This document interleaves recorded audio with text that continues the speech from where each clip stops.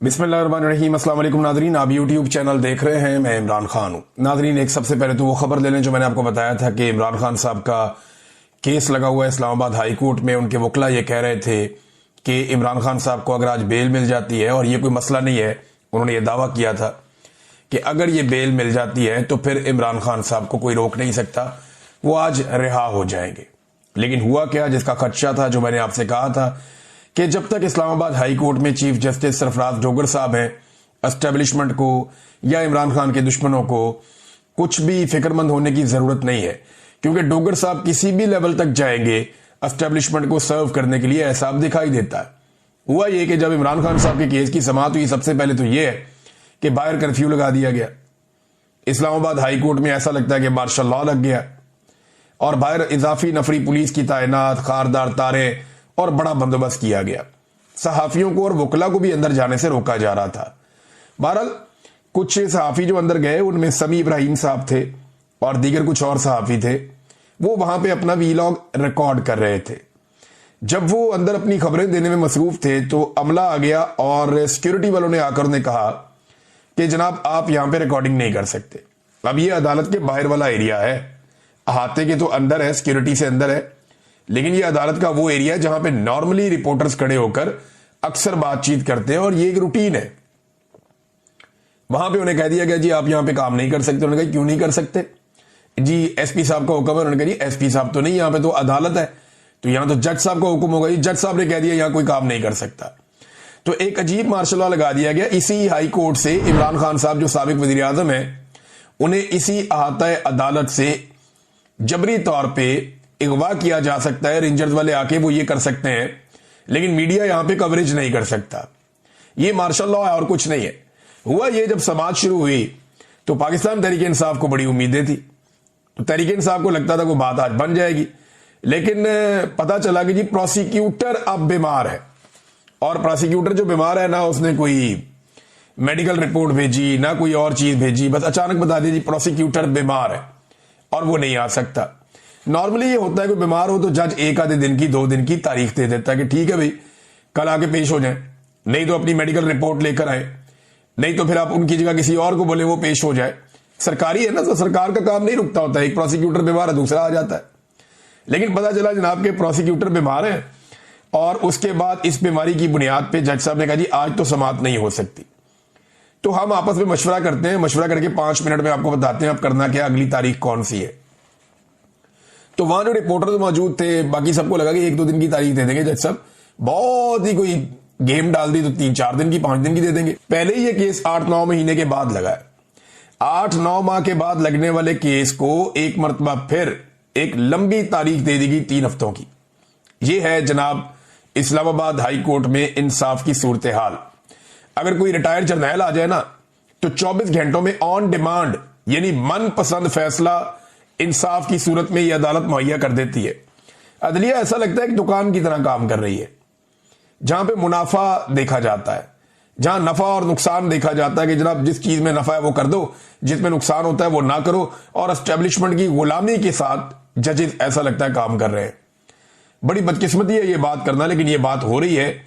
तो मैं आपको बता रहा हूं, इमरान खान साहब के ऊपर देखिए ना, एक और मामला भी है। ये सिर्फ एक केस नहीं है।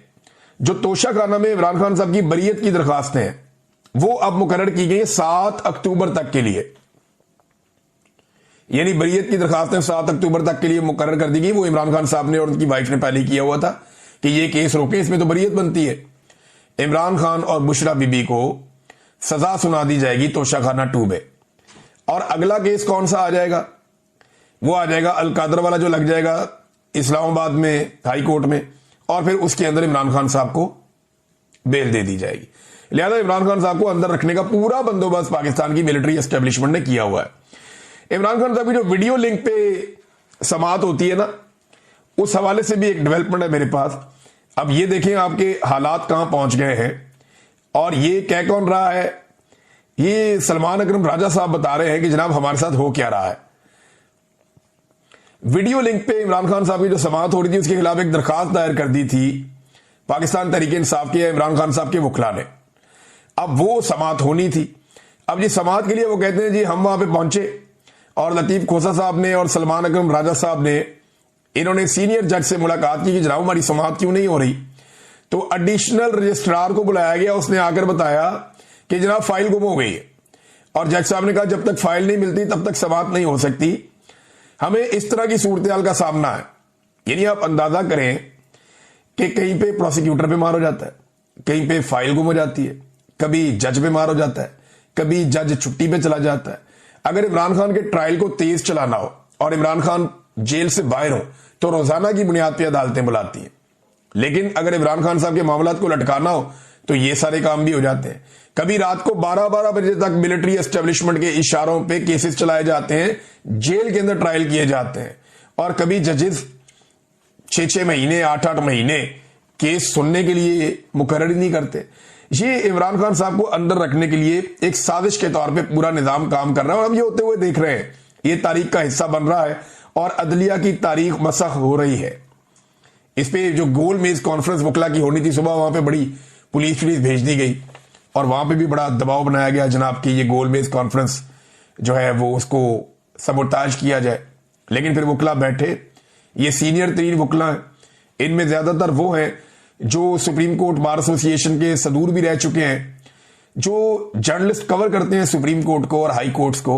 सीनियर तरीन सहाफी वो भी वहां मौजूद थे, सदीक जान साहब थे, मुतीउल्लाह जान साहब थे, बाकी इन सहाफियों ने भी वहां पे बातचीत की। इस गोल में इस कॉन्फ्रेंस से सहाफियों ने भी खिताब किया क्योंकि वो अदलिया को कवर करते चले आ रहे हैं और वो इसका एक हिस्सा है। तो उन्होंने भी अपनी बातचीत की। इसमें 2-3 चीजें ना सदीक जान ने बड़ी जबरदस्त की और ये बातें बिल्कुल दुरुस्त है, अल्लाह ताला उनकी हिफाजत करे। नंबर 1 उन्होंने कहा जी कि अब पहले तो ये होता था ना वकील अच्छा कर लो, फिर होता था जी वकील करने की क्या जरूरत है, आप जज ही कर लें। तो अब जनाब कहा जाता है कि सेक्टर कमांडर के साथ आपका ताल्लुक हो तो फैसला आपके हक में आएगा। ये अदलिया की टोटल औकात रह गई है कि एक कर्नल या ब्रिगेडियर रैंक का बंदा जो है वो अब जजों की जो उनको बताएगा फैसला क्या करना है। ये हालात पैदा हो गए। नंबर 2 उन्होंने कहा जी कि जो वकला मायूस है ना और जो अदलिया की हालत हो रही है उसके लिए ये बड़ी जरूरत की सदीक जान ने। उसने सीनियर वकला के सामने बैठकर कहा कि इसके लिए आप सारे जिम्मेदार हैं, आप लोगों ने वक्त पे आवाज नहीं उठाई। और आज से चंद साल के बाद जब वकला ये देखेंगे कि अदलिया कितनी तबाह हो गई है तो उसके लिए वो जिम्मेदार इन जजों को नहीं ठहराएंगे, आपको जिम्मेदार ठहराएंगे।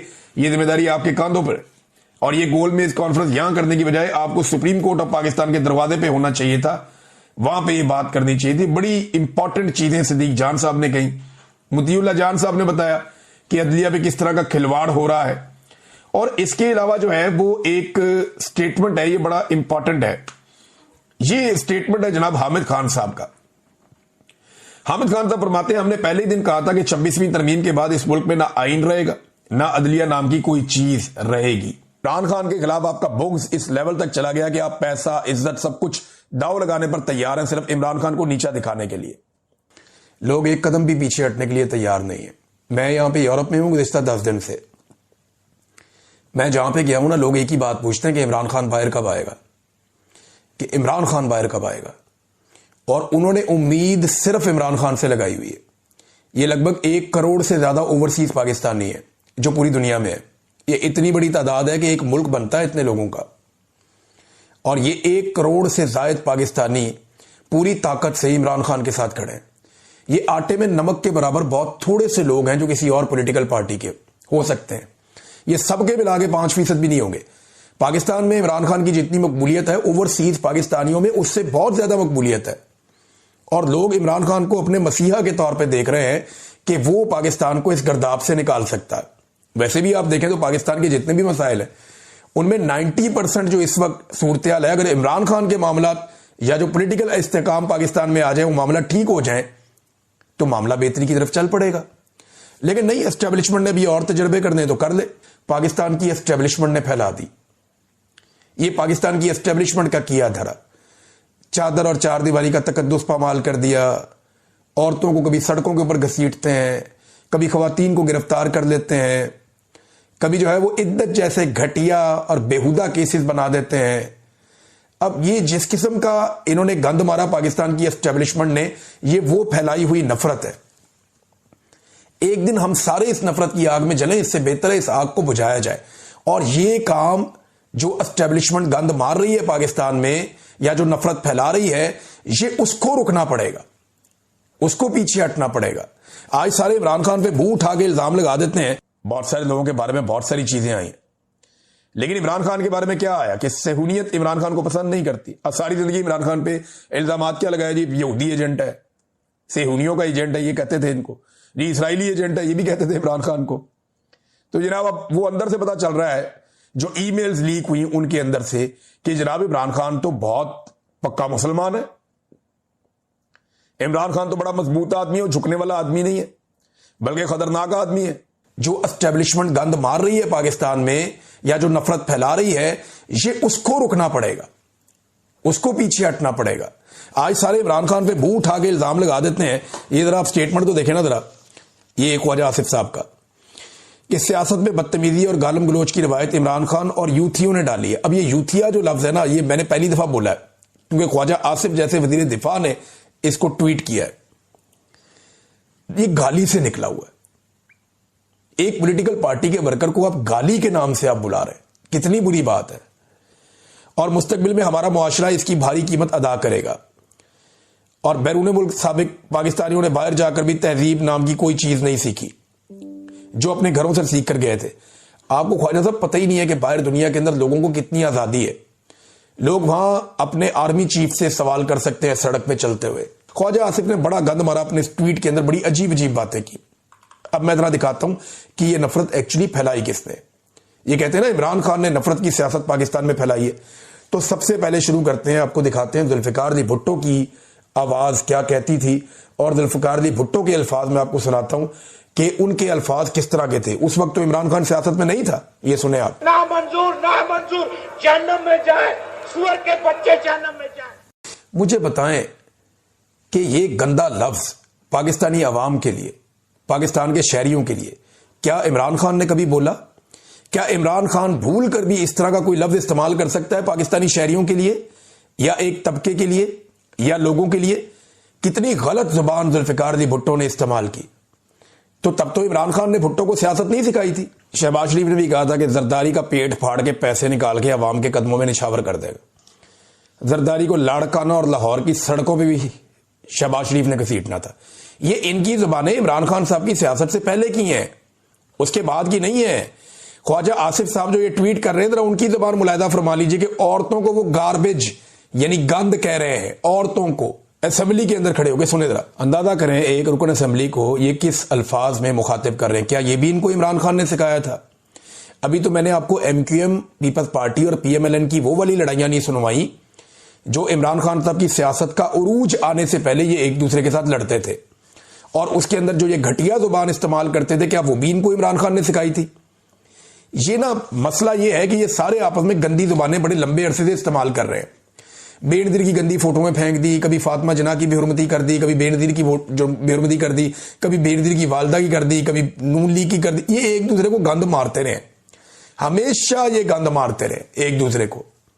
लेकिन इमरान खान साहब आगे ना सियासत में, तो इमरान खान की मुखालफत में ये सारे के सारे नेक परवीन बन गए अब, और इंसानों को लगता है कि इनसे ज्यादा बेहतर कोई नहीं है। तो ये रिकॉर्ड मैंने दुरुस्त करने के लिए आपको सारी चीजें सुनाई है, और ये रिकॉर्ड के ऊपर आप रखिएगा ताकि रिकॉर्ड दुरुस्त रहे और सबको याद रहे कि किसने ये गंद मारा है। नाजरीन, इमरान खान साहब ने बुशरा बीबी के खिलाफ जो प्रोपेगेंडा हुआ और जो अभी ये सारा कुछ लिखा गया, आज से कुछ अर्सा पहले इमरान खान साहब ने इसका पोल खोल दिया था। ऐसा लगता है कि इमरान खान साहब को ना एडवांस में कुछ चीजों का आइडिया हो जाता है, और उन्होंने पहले ही बता दिया था कि ये बुशरा बीबी को क्यों अटैक करते हैं और वजह क्या है इसके पीछे। इमरान खान साहब ने बताया था कि बुशरा बेगम पर जुल्म इसलिए किया जा रहा क्योंकि मेरे दौर में जब आसिम मुनीर को ओहदे से हटाया गया तो उन्होंने जुल्फी बुखारी के जरिए बुशरा बीबी को मुलाकात का पैगाम भेजा था, जिसे बुशरा बेगम ने टुकरा दिया था। इसीलिए आसिम मुनीर ने उन पर सख्तियां रखी हुई हैं। शुरू दिन से ही इनकी कोशिश है कि बुशरा बेगम पर सख्ती करके मुझे तोड़ा जाए। और अब ये आर्टिकल आपके सामने, ये जुलाई 15, 2025 का स्टेटमेंट है इमरान खान साहब का। और मैंने जुल्फी बुखारी साहब से जब पूछा था तो उन्होंने कंफर्मेशन दी थी, उन्होंने कहा था जी बिल्कुल ये स्टेटमेंट ठीक है इमरान खान साहब का, क्योंकि बात करके उन्होंने कोशिश की थी कि उनकी बुशरा बेगम से मुलाकात करवाई जाए, लेकिन फिर वो मुलाकात के लिए बुशरा बेगम ने इनकार कर दिया था। तो अब ये इमरान खान साहब के बकौल जो बदला बुशरा बेगम से लिया जा रहा है वो इसलिए लिया जा रहा है। अब नाजरीन यहां पे एक और बड़ी जबरदस्त चीज है जिसकी निशानदेही की है, यही बुशरा बीबी पे कीचड़ उछालने के हवाले से जो खबर है उसमें, और रियाजुल हक साहब हैं सीनियर जर्नलिस्ट, इन्वेस्टिगेटिव जर्नलिस्ट हैं, वो ये कहते हैं कि जो जंग अखबार है इसका बरतानिया और यूरोप के सफ़े पर इमरान खान की इकोनॉमिस्ट वाली जो स्टोरी एक बनाई गई है उनकी बीवी पे, उसकी कोई एक खबर तक नहीं छापी गई। इसकी क्या वजह हो सकती है? सादी वजह है, यहां पे रूल ऑफ लॉ है, यहां पे अदलिया आज़ाद है, यहां पे जजेस जो हैं वो आज़ाद फैसले देते हैं, पाकिस्तान जैसे जजेस नहीं है।